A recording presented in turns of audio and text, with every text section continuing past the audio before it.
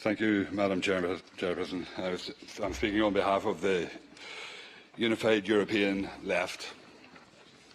Madam Chairperson, according to global advocates on mental health, we are facing a global human rights emergency in this field.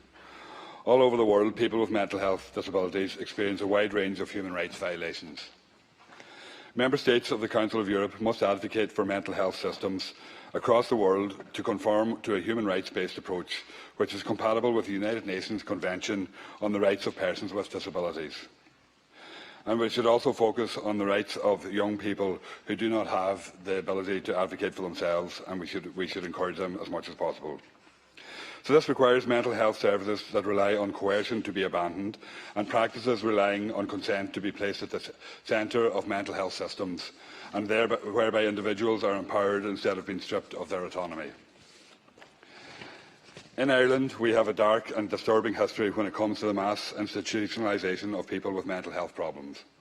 And it's only in recent history that the state has begun a broad shift away from this model of care.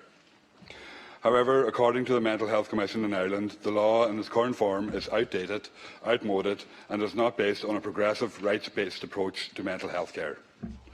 Advocates have continued to call for legislation to be published no later than the end of this year.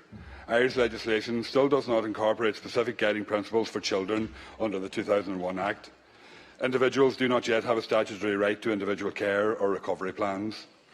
Voluntary patients still do not have basic rights to information or advocacy. And while people aged between 16 and 17 consent or refuse to physical health care decisions, but this does not apply to mental health care decisions. And most poignantly, in the context of this debate, involuntary patients do not have the right to have their advanced wishes about treatment respected, leading to every year between 2,000 to 2,500 people detained against their will in psychiatric facilities where they can be forcibly injected with medication, physically restrained by staff and locked in isolation.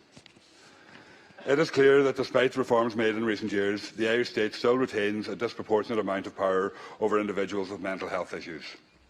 The Mental Health Commission has repeatedly called for serious attention to be paid to the human rights of mental health service users in terms of capacity and consent to treatment. The main obstruction to greater reform is the fact that the state funding has been in crisis largely due to decades of chronic underinvestment and the inability to recruit and retrain staff providing the care. Waiting lists are long and demeaning, in fact generating more problems for people with mental health issues as they continue to wait for mental health care. Another issue is ideological. The government does not believe in the right to health care in the sense that it should be based on need and not ability to pay. Instead, they have invested in a two-tier health system which consistently undermines our health services, and yet the government continues to invest in this structure. This has delayed the implementation of community-based health services across the country, and there is no sign of this changing yet. Thank you.